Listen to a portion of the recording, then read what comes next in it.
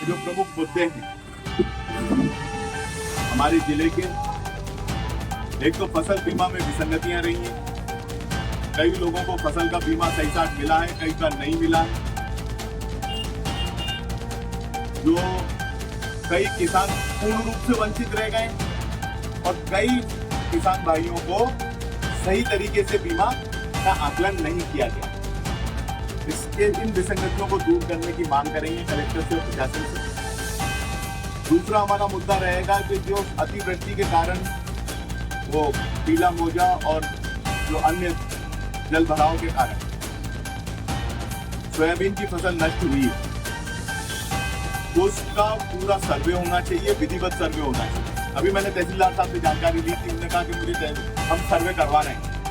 सर्वे करवाने से नहीं होगा, एक विधिवत ऑर्डर जारी होना चाहिए। हर तहसीलदार को कलेक्टर का आदेश होना चाहिए और तहसीलदार का आदेश होना चाहिए हल्के के पटवारी पर, ग्राम पंचायत के सचिव और वहां के एडीओ, एग्रीकल्चर डेवलपमेंट ऑफिसर, उनको मिलाकर एक कमेटी गठित होनी चाहिए प्रत्येक पटवारी हल्के की, और वो सर्वे करके रिपोर्ट करे और रिपोर्ट साझा भी करे।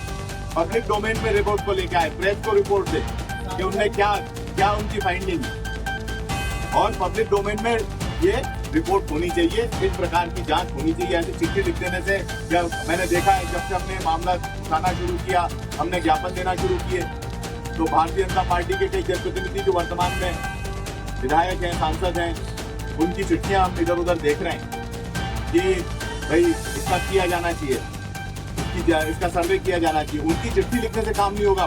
प्रशासन विधिवत रूप से आदेश जारी करे तब इस बात को हम मानेंगे। निराश्रित गौवंश का मामला है। निराश्रित गौवंश का मामला राजगढ़ जिले की बड़ी समस्या है किसान भाई, और धार्मिक रूप से भी देखा जाए तो गौ माता की रक्षा करने में भारतीय जनता पार्टी की सरकार विफल हुई है। जितनी भी गौशालाएं बनाई गई थी वो कांग्रेस सरकार में बनाई गई, वही आज संचालित है। उनमें से कई बंद पड़ी हैं, पर प्रशासन ध्यान नहीं दे रहा, और नई गौशालाएं तो कांग्रेस की सरकार जाने के बाद एक भी नहीं बनी। पांचवा जो हमारा मुद्दा है वो है आपके जो बिजली के बिल हैं, 135 धारा के बिजली के मनगढ़ंत तरीके से केस बनाए जा रहे हैं और मनगढ़ंत तरीके से बिल दिए जा रहे हैं, वसूली की जा रही है। ये अभी मेरे को सुखालिया में एक गरीब व्यक्ति मिला जिसका 21,000 का बिल दे, और बिल दे दिया, चलो ठीक है, गलती से कभी कभी बिल जनरेट हो जाता है, पर उसकी जांच करने का कोई मैकेनिज्म नहीं। हमने एक डीसी स्तर पे समितियां बनाएंगी, वो सारी समितियां इनने डिसॉल्व कर दी। अब एससी के यहाँ भी आवेदन देने से बिल में सुधार नहीं हो रहा। लाडली बहना को एक बड़ा मुद्दा बनाया था अभी भारतीय जनता पार्टी। लाडली बहना योजना पे कांग्रेस के कथित बयान, जबकि उसका स्पष्टीकरण दूसरे दिन ही सोशल मीडिया पे डाल दिया, और वो बयान मैंने तो दिया ही नहीं था, परंतु एक जो प्रेस नोट भाजपा से जारी हुआ, कई प्रेस के साथी कंफ्यूज हो गए कि ये ऐसा उसमें दर्शाया गया था जैसे ये बयान मैंने दिया, जबकि ये बयान मैंने नहीं दिया था। और लाडली बहना योजना जो भारतीय जनता पार्टी संचालित कर रही है, खुद उस योजना को एक सिस्टमेटिक तरीके से खत्म कर रही है। कई हमारी बहनों के नाम काट दिए गए।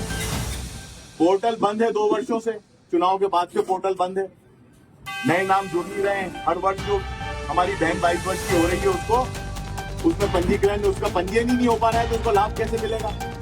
और दूसरी जो बड़ी बात है वो 3,000 रुपए का वादा शिवराज सिंह चौहान जी की सरकार ने किया था। भारतीय जनता पार्टी की जो मोहन यादव जी की नेतृत्व की सरकार है 3,000 रुपए की बात बिल्कुल नहीं कर। इन सारे मुद्दों को लेकर हम 20 तारीख को कलेक्ट्रेट किसान न्याय यात्रा और वोट चोर गद्दी चोर का कार्यक्रम कर रहे हैं। वही हमारा मुख्य उद्देश्य आज यहाँ चर्चा करने का था। सुखालिया के सभी साथियों का प्रेम बहुत है, बहुत समय भी हमें यहाँ लग गया। आगे हमें बैठक में ब्यावरा भी जाना है। आप सब लोगों का भी बहुत